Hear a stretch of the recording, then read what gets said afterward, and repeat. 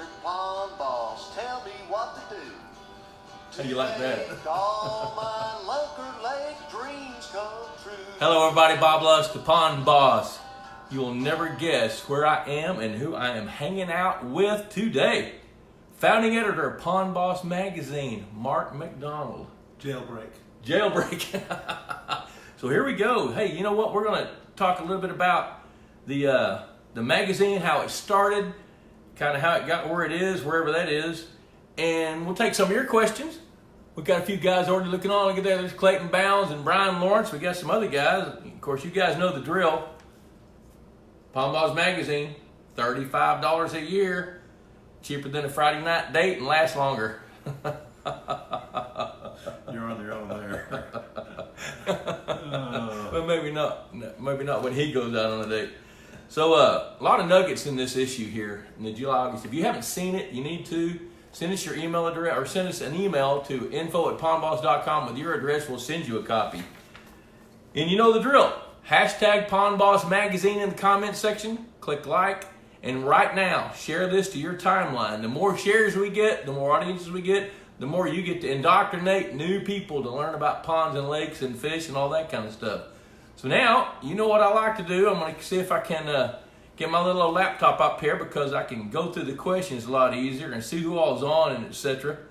But I'm kind of traveling through West Texas, and I called Mark and said, hey, you want to do the Facebook Live show? And I guess you were enthusiastic about it.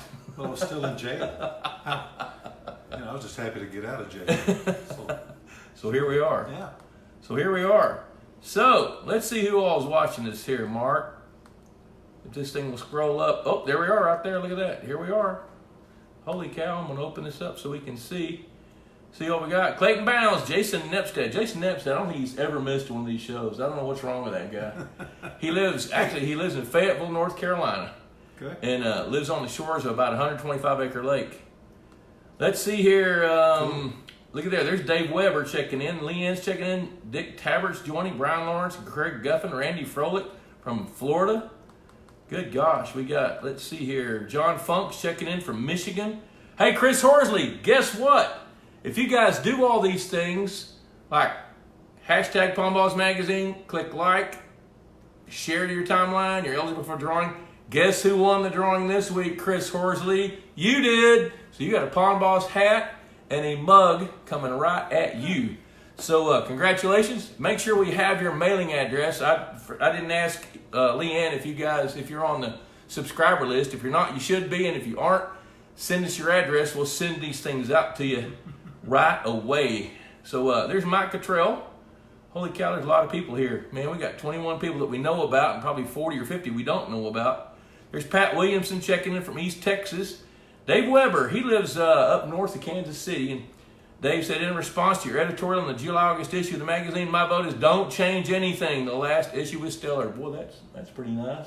Okay. Yeah, so it's kind of funny on the Pond Boss forum. We're starting to get some input from some ideas of things that people would like to see. So I'm kind of watching that. So is Leanne. There's Craig Guffin's checking in from Sedalia, Missouri. Connie Bingaman, Fred and Connie, dear friends of Pond Boss, and good gosh, longtime supporters. We've known Fred and Connie for a long, long time. They live in Brownstown, Illinois. So we got a pretty good representation going in here. There's Rudy Billings, Tom Blasdell. So you know what, Mark? Back in here's what I remember. Back in November of 1991, you called me. And I think you were calling a number of guys around, and your question was, do you think there's a need for a newsletter about managing ponds and lakes? Do you remember that? I do. And what were the circumstances at that point? Well, I had an abiding interest in ponds and why some had good fishing and some didn't, and the relationship between prey and predators, and I really didn't know much about it, and I needed some schooling, so I was calling fisheries biologists around, and mostly they were in the state of Oklahoma and Arkansas and Texas, and they were state guys, and so they were managing really large public reservoirs with a lot of fishing pressure and some other dynamics in there that really didn't involve ponds, and I wanted to know about ponds. And so that's kind of when I called. So somebody said, well, call Bob Lusk.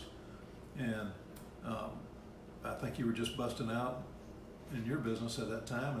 And Yeah, it was in my 12th year. well, but you were no longer raising catfish for the table, right? Yep. So I was, you know, so I was trying. The timing was Yeah, I was pretty trying good. to. Yeah, and this was also before Al Gore invented the internet. I think I had a bag phone that plugged into the cigarette lighter of my truck. You know? Weighed 14 pounds. Yes. And if you didn't plug it in, it wouldn't run because the battery would run down really, really fast. And there were certain areas where you could have calls and certain areas you couldn't. So we still had answering machines. We still had landlines. And when I had a whole lot of kids back then, like 5 or 6. And so when I would get home at night in the evenings, it would be my job to help have the kids get their homework done, get them fed, make sure they're bathed, get them in bed. And about 9 or 9:30, I could return phone calls, but I wouldn't call anybody after 10 o'clock. And I had these 4x6 inch cards in 2 boxes where I'd written customer stuff over the past 12 years. That was my customer files. And there was no way I could communicate with all those people on a regular basis. If they weren't calling me, they weren't talking to me. You know, and so I thought your idea was great. And one thing I remember you telling me was you had gone to a pond management seminar in North Dallas, and there were about 190 people there, and over half those people stayed after the conference, after the meeting, the seminar, and held the 2 speakers hostage so the janitor ran them out of the building, asking them a question. They were flicking off the lights, flicking them off and on. Hey, like, you know, you guys get out of here. Time to go. So the light. So, you know, you don't have to rub my nose in it. I thought, well, Yeah. maybe there's something going on here and I need to pay attention. So I did, and then you did. And then I'll never forget it. We decided to meet and talk about it because I thought there was a need. He thought there was a need. So we met at a Whataburger in Louisville, Texas. And every time I drive to DFW Airport, I drive right by that thing and I think about it every time. And we got there just before the lunch rush, and we left just after the supper rush. We both had headaches from thinking a long time. And we had, if I recall, here's what I remember. We had come to 2 conclusions. One was we weren't going to be able to do anything to create peace in the Middle East, so let's go light. And we weren't going to be able to feed a lot of people, so let's be informative. We didn't want to be another fishing magazine or a fishing newsletter. We wanted to help people be better. And the decision was made that day to help people become better stewards of their land and water. And we still follow that mission to this day. And I salute you for it. Let's see. Rudy Billings says, hi, in my tiny pond and dime box, new dime box or old dime box? I just discovered an eel with the bass, bluegill, and shell crackers. Is that a good thing or bad? I love an eel. I think eels are really dadgum cool. Be sure it's an eel. Now, there's the only place you could possibly have gotten an eel is swimming up the creek from like the Brazos River. You know, the Brazos River is not too far from Dime Box, and unless it was stocked on purpose. So, I mean, from time to time, now not in Texas, I don't shock up eels in Texas, but I shock them up along the Atlantic seaboard. You know, I've shocked up a bunch of them in Richmond Mill Lake, for example, and they might be 40 inches long, 25 inches long, big, long American eels. So the only way it could get into your pond is if your pond communicated with a moving stream that's connected close enough to a stream that goes into salt water, because they migrate up from upstream. They can live in fresh water, but they come from salt water. Look at there's John Henry checking in. So, as the idea developed, when you were thinking about putting this thing together, I mean, there were so many things going on. We didn't have a name for this thing early on in November, and the first issue was published in July of 1992. So we had that time from November until July to come up with a name, to come up with a logo, and to figure out, you know, how to do it and where to go with it. And I mean, that was all stuff sitting on your shoulders. And who would receive it? Yeah. And in what form? And if you recall, it was all paper, of course, at that time, and it was real coarse, cheap paper, and it was a two-color operation. No photos were in color at all from the field, and our illustrations were just hand scrawled. You drew me an illustration of a thread fin shad. I thought, well, okay. Yeah, that was with the mechanical pencil. It's not Picasso, but that's not what we're looking for. It was anatomically correct. Yeah, that's good. And so while you were working on the mechanics and how you were going to put it together, one thing you were looking for was content. So I remember meeting you probably 15 times, and we'd go out in the field, because I was a grassroots, pond mud under my toenails, fisheries biologist then. I still am, but not as much. I can't reach my toes to get the mud out. And we'd go looking for content. So we'd go to these different ranches, and I remember Mark would shoot a lot of pictures. He'd take a lot of notes. And then on the trip back, we'd clarify for him to be able to come up with some of these topics. Plus, you also talk to guys like Malcolm Johnson from Johnson Lake Management Service, Sure. Mac McCune down in Houston. You visited with Mac quite a bit. You talked to Jess Chappell he was in private business in South Carolina then. I think you even talked to Johnny Foster. And by that time, American Sportfish was up and going. So you were talking to Don Keller and Barry Smith. There you go.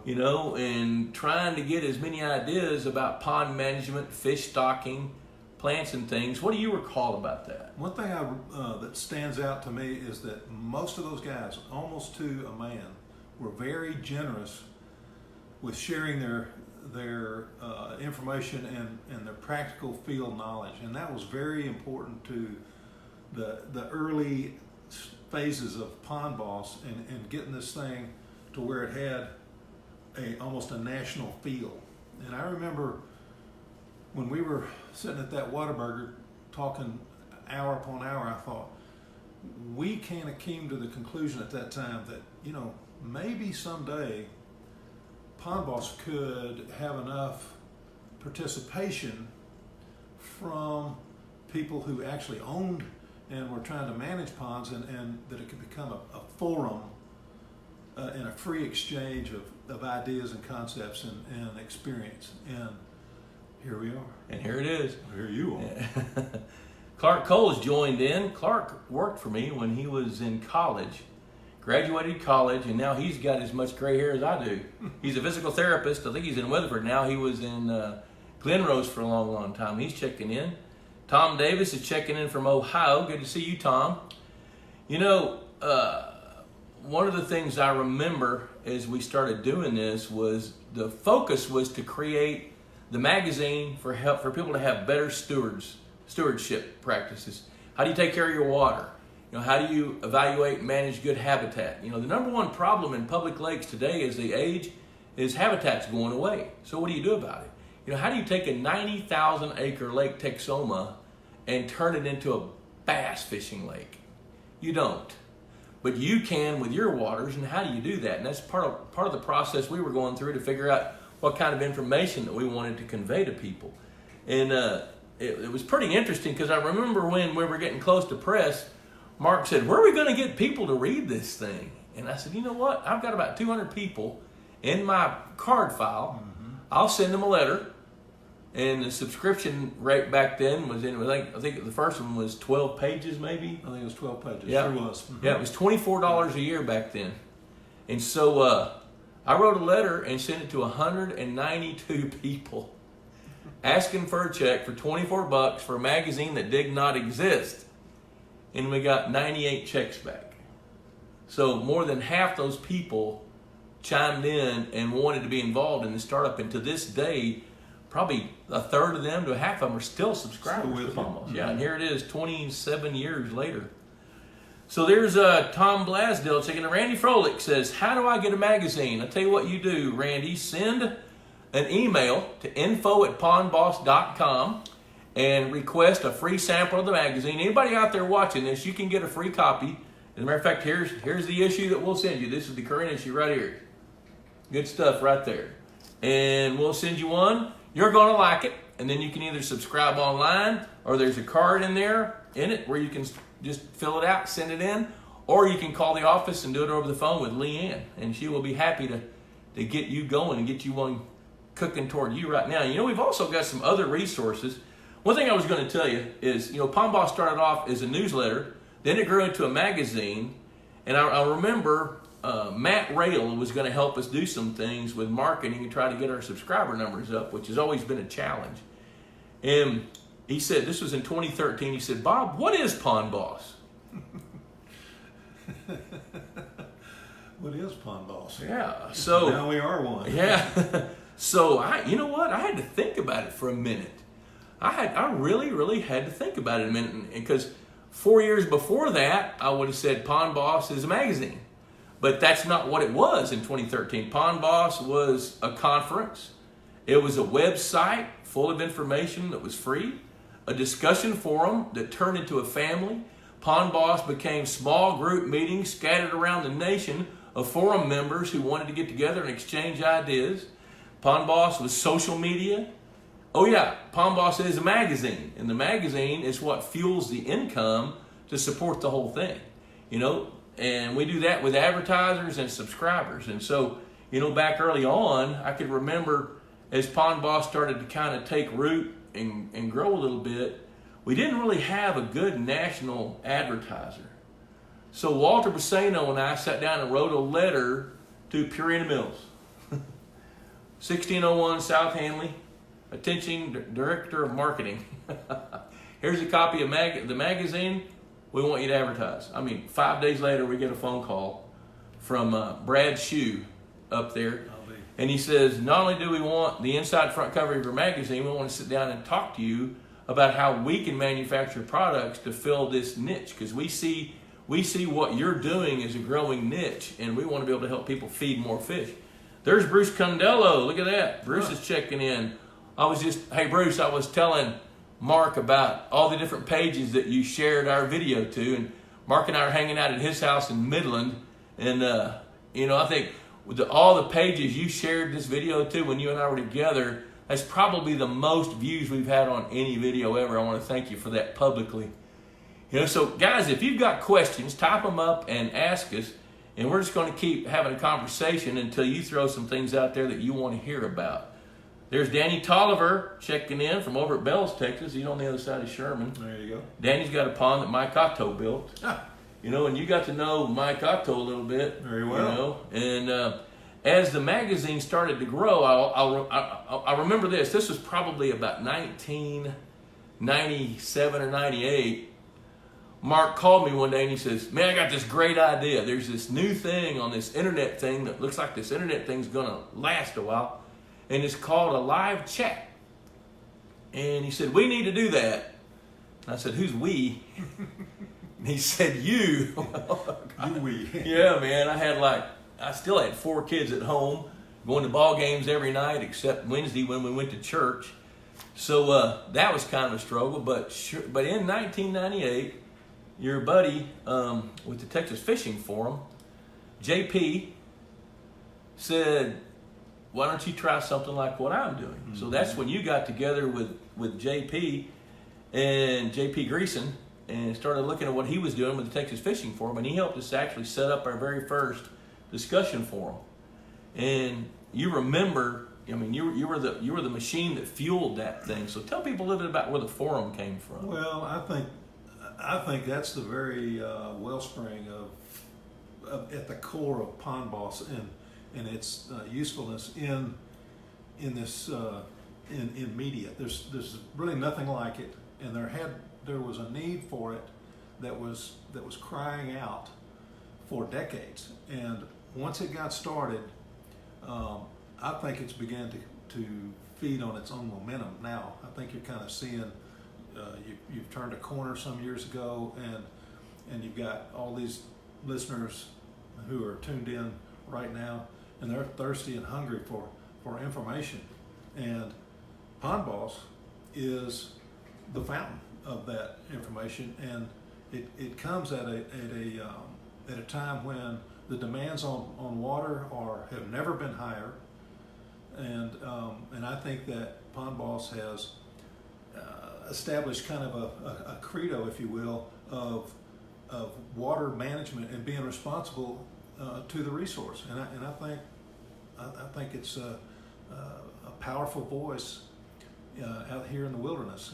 And I salute you and all of your people on your editorial staff for providing high quality information that the public can't find anyplace else. Yeah, I appreciate that. One of the things I take pride with Pond Boss is it's not hard to go find piecemeal information like through the county extension service or the local DNR or the Parks and Wildlife. They all have pieces of information, but there's not many places that can take the pieces and put them all together.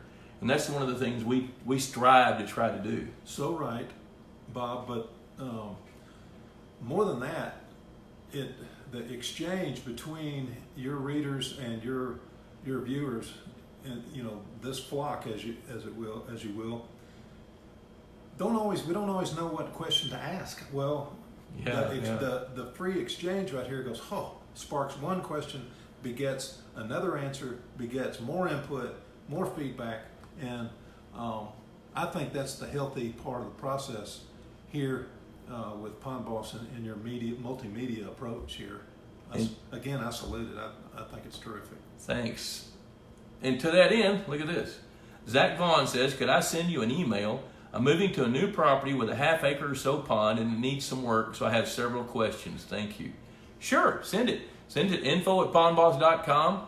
I'm on the road for the next few days, so if I don't respond fast, bear with me. I'll get to it. But yeah, you can always ask questions, and I'll either refer you or answer the question or try to guide you in a way that's helpful. There's John Wilson checking in. I see Leo Nam Win. Leo I think he works for the EPA or an agency out in California. He's one of the most brilliant people that I've had the joy of hosting in our house. And listening to his thought process about the environment is refreshing. And Leo has got some outstanding ideas. He asked some pretty big questions that Bruce can answer.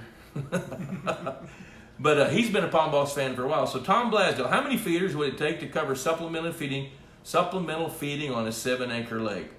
Well, here's the truth. The truth is you need one feeder for every 3 to 5 acres. So based on the shape of your 7-acre lake, I'd probably have 2 feeders on it.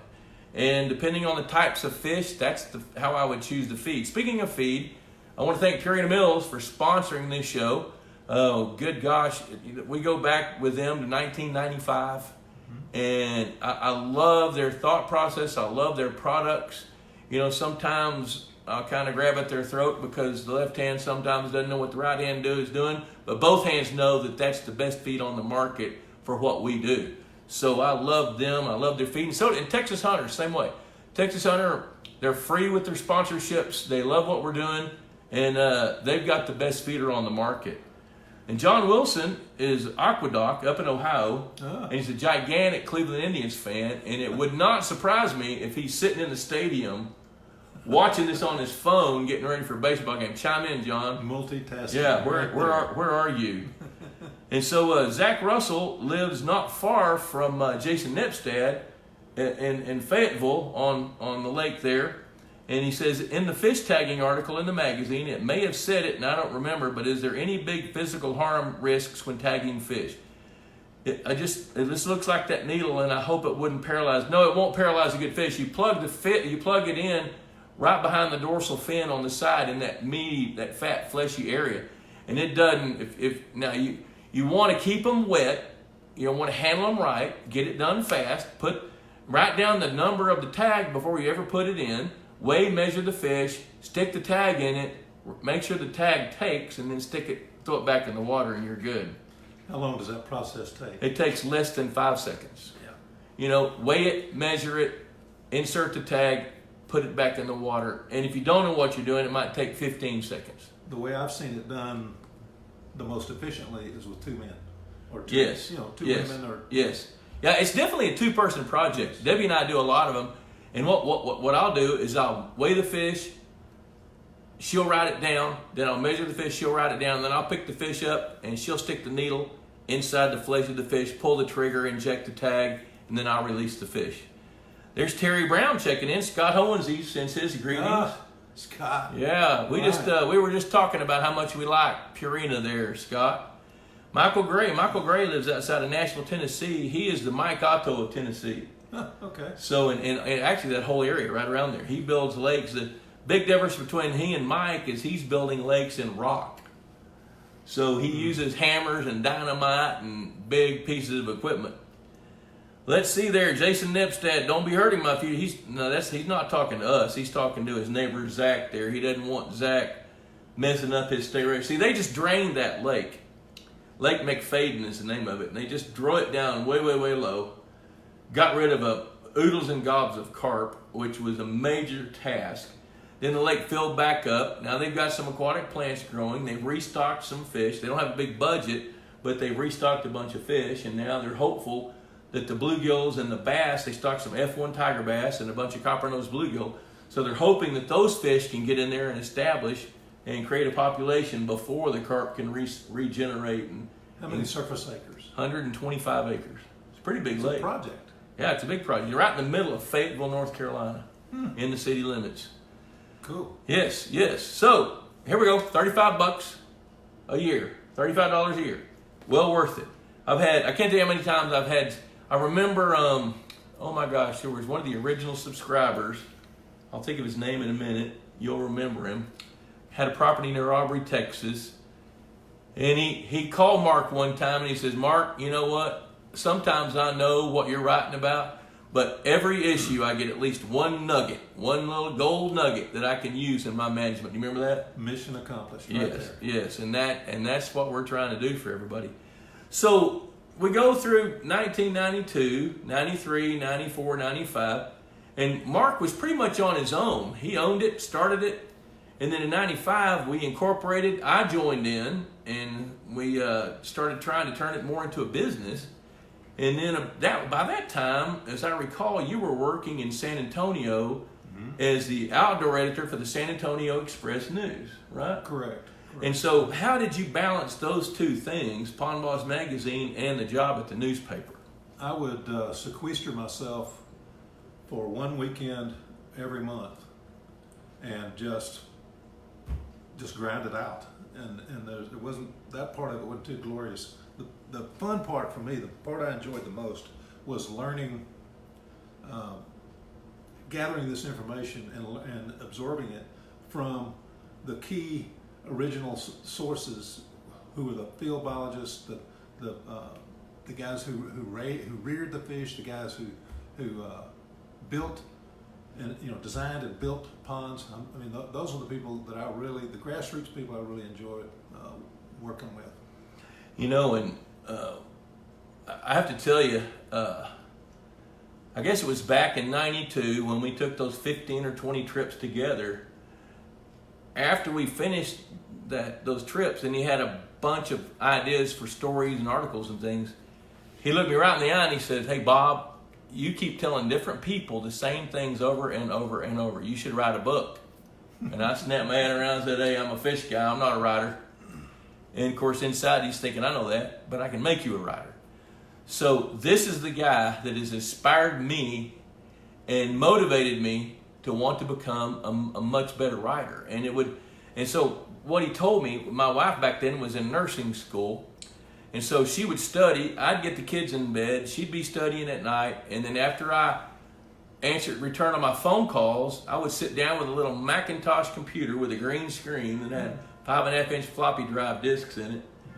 And what Mark told me was, write the story, to write down an outline just like you did in high school English, entitled Roman numeral 1, 2, 3, 4, 5, 6, 7, whatever, and those are your chapters. And then work on each one as it comes to you. You can work on them out of order. Well, I didn't think about that. If you're going to write a book, you start at the start and you go to the finish, then you're to there. I didn't know. So my most vivid memories is I would write something, save it on one of those 5.5-inch floppy disks, put it in an envelope, take it to the post office, mail it to him, and about 2 weeks later I'd get it back, stick it back in that computer, open it, and I didn't want to vomit because it was so much better. I was horrible at it. And then it was just frustrating to me that I was so bad, but he could take that story and turn it into something magical. you know. And Yeah, well, I couldn't run a shocker boat. Don't ask me to do that even today. But it's so much, but it's fun. But One of the amusing things that we encountered along the way was a little, especially early on, was a little bit of skepticism. And I'll never forget a guy saying, you'll run out of stories. You'll run out of information. There's Yeah. not enough concepts out there in pond design, management, fisheries to sustain any kind of a magazine. Well, he wasn't just a little bit wrong. He was way wrong. he was totally wrong. Way wrong. So here we are 27 years later. Yeah, yeah, and still going, Yeah. stronger.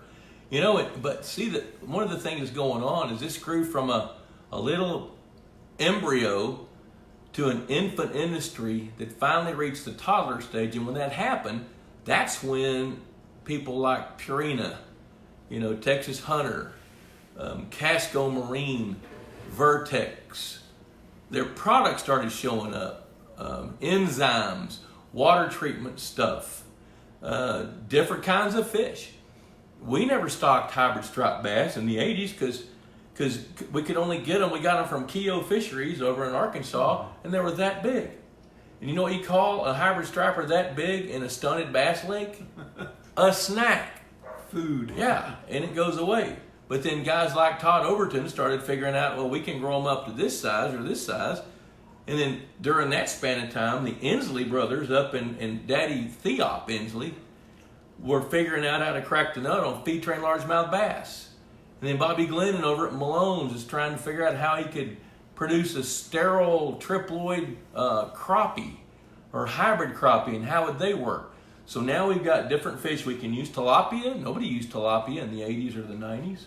We didn't start doing that until the 2000s. There's Chuck Brinkman, he's in Missouri, kind of northwest of St. Louis.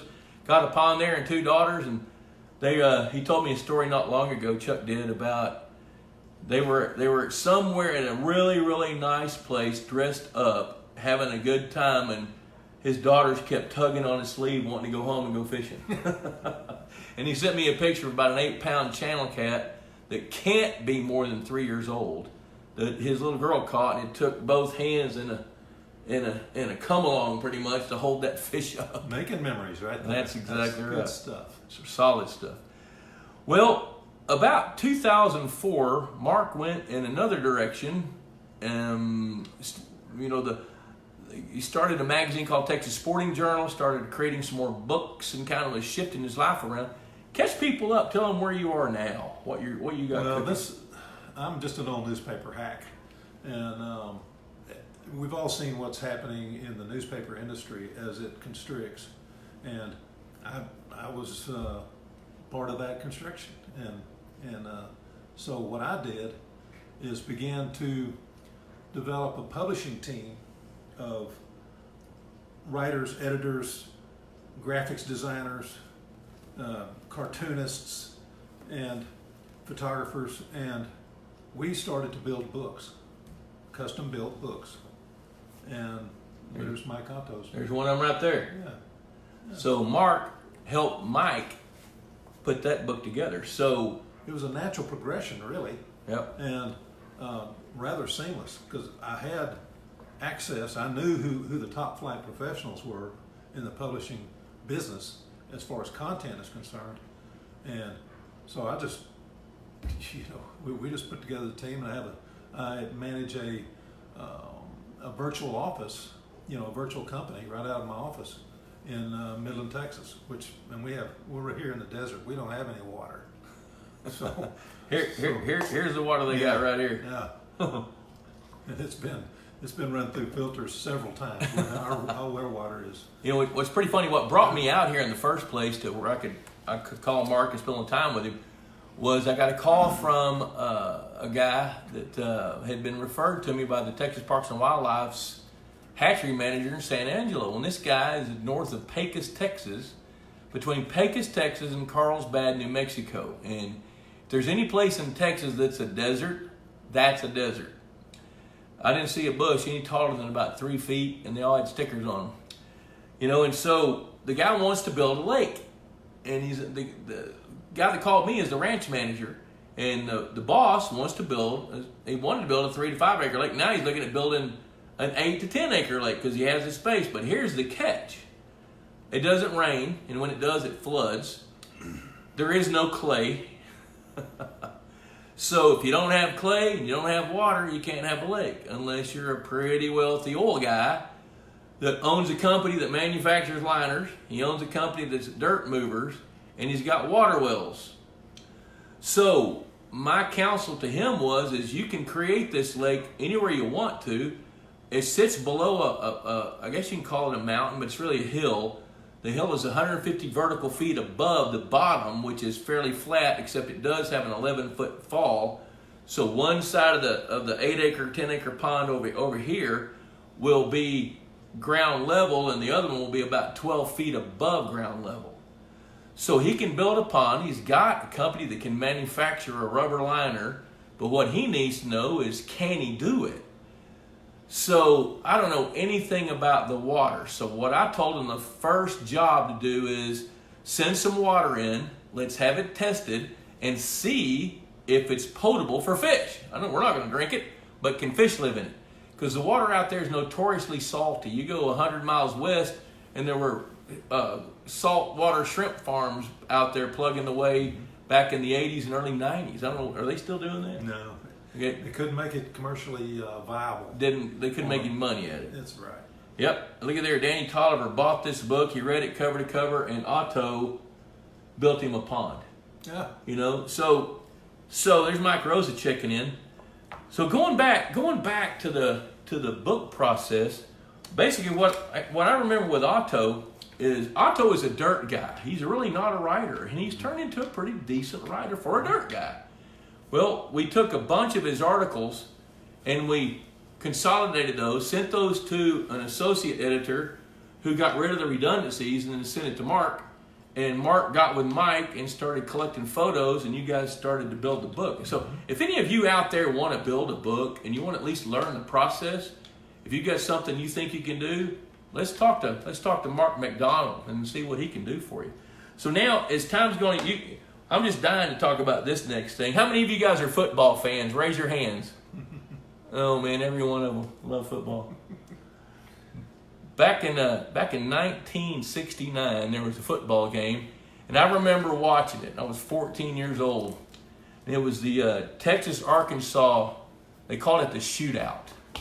And it was a game that changed the course of college football. It was a national championship game, basically. You know, and man, I remember a bunch of the names being 14 years old, and I was influenced by that game. And Mark has been working on a project, so tell us about that. That was quite a watershed event and a time in our in U.S. history. You know, the two teams that played for the national title were all white. The crowd control was not what it was. The safety rules in football were not what they are today. President Richard Nixon attended the game and sat in the stands. Now, if you can imagine that today, you've got a better imagination than I do. No. Now, also, Mark's background, he played football here in Midland League, graduated, full ride to University of Texas El Paso, UTEP, where he was a lineman. And so in 1969, you were 20 years old and you were playing football. I was. All right. I didn't see the game live. I had a geology field trip that was mandatory to passing the course. Oh.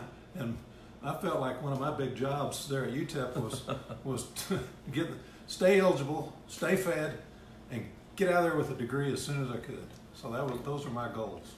All right. So I missed the game, but subsequently I've seen it on YouTube 14 times. Really? And every time I see something different. The sportsmanship displayed there that day, there was two groups of sportsmen, and we don't see that much anymore.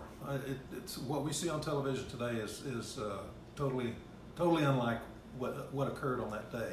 But this book is more about the reality of life for these athletes after they left the playing field.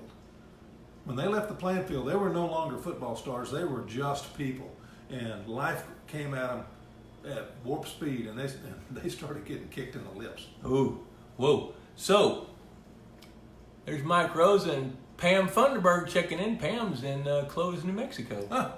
Her husband is our preacher. Home of the Wildcats. Yeah, hey, look at that. He knows.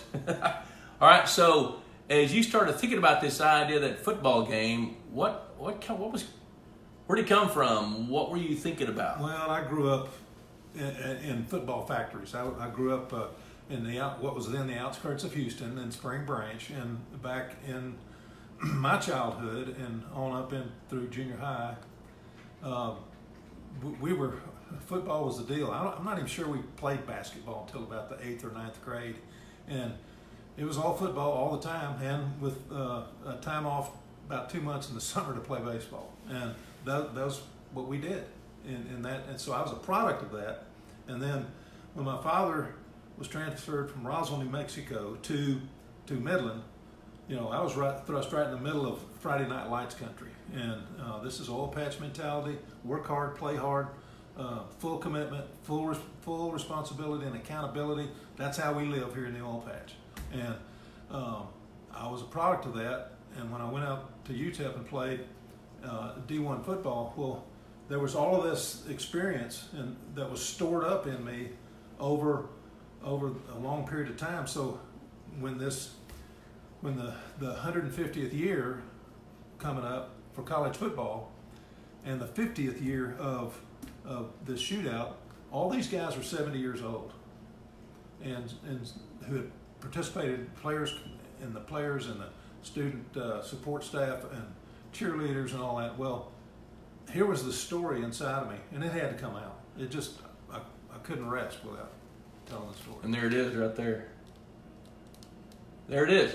There's the story. And I mean, look at that book. Holy cow. 160,000 words. 160,000 words. Mm-hmm. Good gosh. Your typical romance novel is 60 to 70,000. So it's 3 times that. Wow. Well, it's fully illustrated and all. Kelly Duffy, Chris Horsley. Oh. Chris Horsley grew up in Spring Branch. He says. Really? Yeah. Yeah. We're homeboys. So, what's in it? What's the purpose of this book about a football game? Well, it's life lessons. The subtitle is 50 Years of Football's Life Lessons. Well, if you go to beyondtheshootout.com, you'll see that there was so much mayhem in our culture at that time that these guys somehow were able to shut it all out. Wow. But the instant that final gun sounded and the game ended, there were no true winners, no true losers.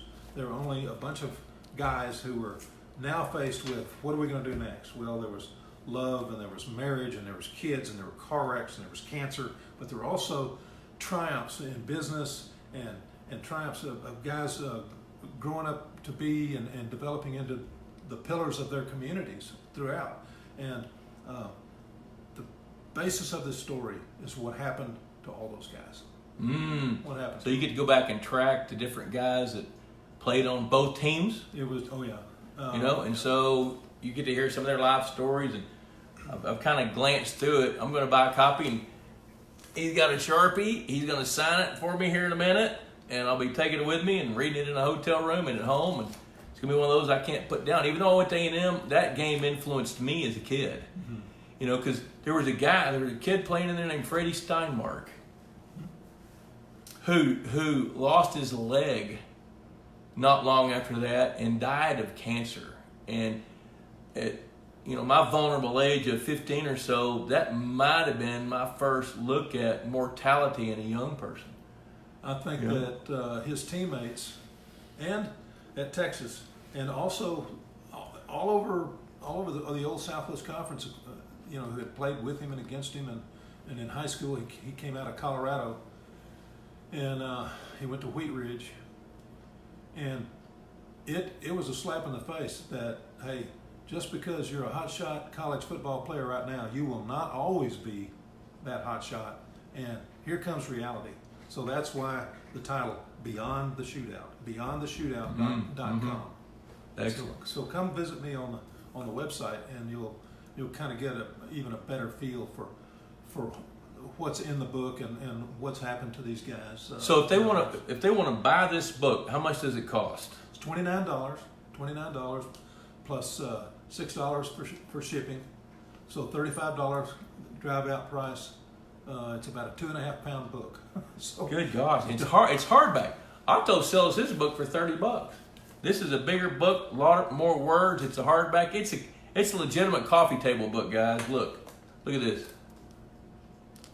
And just looking through it, all the quotes. There's some astonishing quotes that he's got in here because he's talked to all these people. He's been talking to them. How long did it take you to do this? 2 years. 2 years of his life. $35 for you guys. And you'll autograph it for the Palm Boss guys, won't you? I'll do it. Happy Okay, to do it. there you go. And look at This there. is a cool little item that's become popular, and I didn't know to expect this, but this is a bookmark, and it's a replica of the game ticket. Look at the price. Check out the price of that ticket. $6.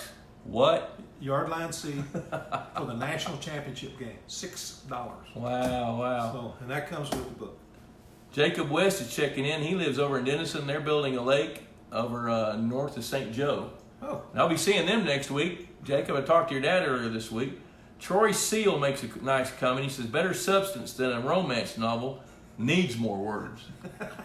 So there it is. Look at there. Carter Lawson checked in. Look at this. Connie Bingman says, I think I got to buy this book. Well, actually, that looks like Fred signing in on Connie's page. Jason says, we want to stock threadfin shad. Okay, you guys buy the book. Where do they need to go to get it? BeyondTheShootout.com. BeyondTheShootout.com. You can order it right there, and I'll send it out to you in a week. And I rode with him to the post office today. He's checking orders, fulfilling them himself, which I guarantee you, if you were to go to a bookstore to buy this book, it'd be $60. You know, and the stuff that's in it is priceless. So I can't wait to crack into mine and see what it says. Jason, this is Danny Max checking in. He lives down around the San Antonio area. He came in early from the bar to watch this show. I got to go down and share a cocktail with Danny Mac one of these. Danny, I got to do that, man. I'm itching to spend time with you. Jason Nepstad, we want to stock threadfin shad, knowing if the water temperature drops below 42 degrees, they will start dying. They won't start dying, they'll finish dying. We're willing to risk this, but the homeowners ask us to lower the lake 3 to 4 feet every 2 years in January. Do you think this is going to increase the risk of killing the shad with less depth? Full pool, we are running 9 to 10 feet in the main lake. I don't think it'll make any difference. I think if you get frigid temperatures and the temperature gets to 42 degrees, it's going to do that whether the lake is 10 feet deep or 6 feet deep. Now, you know, because when you get those northers that come in there in North Carolina and the lake is windswept and the temperature gets down in the 20s and stays there for a couple of days, it doesn't matter how deep it is. A 10-foot deep lake is a shallow lake. You know, so the bottom line answer is the risk that you're going to take is worth the reward you're going to get. The good news is you don't have to stock a truckload of threadfin shad. I remember when 90,000 acre Lake Texoma near my house froze out the threadfin shad. This was probably 1992 or 93. The temperature of the lake got to 38 degrees and killed every threadfin shad in 90,000 acres. Well, the Parks and Wildlife guys went to a power plant lake about 15 miles away. It's Savoy, which that lake's there, but the power plant's not. And the water stayed warm all winter. They got 20,000 threadfin shad and restocked a 90,000 acre lake with 20,000 shad. It took about 8 months to 10 months to replenish the entire lake with threadfin shad. So they're real prolific. So if you guys, even if you started off with a small budget and you did have to replace them, say they make it 3 out of 5 winters, then you got to do it again. It's okay to do it again. So I would not try to mitigate the possibility or the risk of a loss worrying about whether the lake is up or down. As a matter of fact, what would probably happen when the lake drops, they'd all head toward the main body of the lake and go down and sit on the bottom. Well, I'm not going to say sit because threadfin shad can't do that. They got to be moving. You know, Jason says, if it's legal, we brought a few hundred from a neighboring lake this year. Well, I don't know why it wouldn't be legal. You know, they're native there. I'm a fisheries biologist, so I'm not going to talk about legal, but I've never found a place where taking threadfin shad was illegal. Now, what can be illegal is how many you take. You know, there's a limit to the seine size. There's a limit to the numbers you can take based on that particular lake.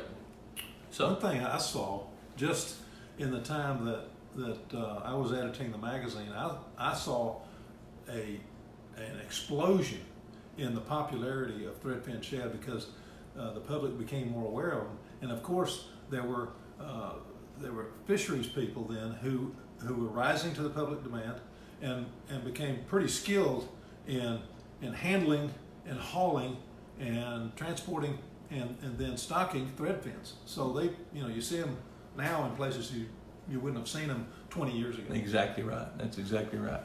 Guys like American sport fish. In Texas, there's only a couple of people that farm them. The majority of the threadfin shad that are stocked in lakes in Texas come from public lakes during the spawn. There's fish hustlers that go out there and they'll get there at daylight, seine them up, and then go stock them in the lakes. Tom Blasdale asked a question. He says, how far away from swimming areas should you keep a feeder like the Texas hunter? You know, Tom, my experience has been this. I'm going to give you two answers. One is the fish don't necessarily live near the feeder. Now, some of them may, but for the most part, they don't. They come from their home, wherever that is, across. They come to feed. They're there 10, 15 seconds before the feeder goes off. There's a frenzy, lasts 30 seconds to a minute, then they're gone, they go back home. However, the odds of getting bit by a bluegill while you're swimming would go up if it's near a feeder. I got this little red mole, little red spot on my leg, and when I jump off the dock, if I don't keep my legs moving, there's one damn bluegill that's probably 3/4 of a pound that comes and tries to chew that off my leg. And I don't have a feeder there. But to answer your question, I would not put the feeder near the swimming area just because of that. I don't think you're going to have the risk of interfering with the fish and them interfering with swimmers. But when a bluegill's on a bed, he's going to protect it from all comers, even a 6-year-old grandchild's foot. So keep that in mind. So let's see here. Jason said, 400 is the amount we can keep between the two of us, but they're extremely difficult to keep alive. You know what? This show is, we don't have enough time for me to teach you how to do that, but let's have a conversation and I will teach you how to take care of those shad. Because what happens is by the way you collect them, you can't collect them with a cast net. You got to use a seine. You can't touch them with your hands. You got to move them in water. Every time you take them out of water and they're banging on each other, they're killing each other, killing themselves. They got to be moved in lake water with some salt in it, pretty heavy salt, 3 pounds for every 100 gallons of water, and they need to be on oxygen. And you need to get them from point A to point B as soon as you can. And here's the catch: if you try to crowd them, you'll kill all of them. So you get a little bit greedy with threadfin shad; they all die. So it would be better to try to take 200 if you only got the carrying capacity or the hauling capacity to carry that many, because you kill all of them if you don't. All right, so Danny Mack says, thank you. I'd be happy to host you for whatever time you can visit. The stupid 100-foot river and associated bog filters still looks like a construction site. He's building a pretty cool thing down there in around Bexar County in Texas. The pond is solid emerald green with a phytoplankton bloom, but we can still see the fish before they strike the floating food. See, so he's got pretty good thing going on. I'd like to see photos of it. Yeah. Send. You know what? Email some photos, Danny Mac, when you get a chance, and I'll forward them to Mark because he'd like to see that. So would I. Danny Mac says, ha ha ha, bluegill bite. Yeah, they do, especially if you've got a little red mole on the inside of your leg, about halfway up from your knee. Well, you know what? Tell us a little bit more about the book, the ideas. Let's do this. If somebody out there is thinking at all about wanting to put together a book and they're totally intimidated by it, what's the process they should go through, the thought process to take that fear and that dream and take a few steps closer to the real world and make it happen? Well, you'll never have a book unless you capture ideas, and the customer, the writer can do the writing, or my people can do the writing from notes and from interviews.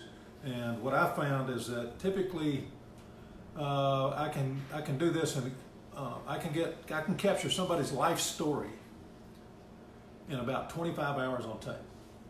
Wow. And that's the basis right there. You know, a lot of times we'll sit there and say, we'll listen to Grandma tell stories, Grandpa tell stories, Uncle Alan telling stories, and we think we should capture those stories, you know, and we don't. Well, here's a chance to maybe pool everybody's money and capture some stories from somebody that you can pass on to generations beyond you. Because once those stories are gone, they're not coming back. Well, when an elderly person who has been gathering all of these stories through his or her lifetime, when she or he checks out, they take all of those stories, all that lore, all that family treasure with them when they go. Yep, that's exactly right. So if you're thinking about putting together a book, you want to write a book, there comes Ms. McDonald. Howdy, howdy. And so if you guys are interested in putting together a book, or you think you have some book ideas, just pitch it to me, info@pondboss.com, or can they contact you through beyondtheshootout.com? Beyond the Shootout, just leave me a note and mention Pond Boss in there, and you'll have a sympathetic ear. Let's put it that way.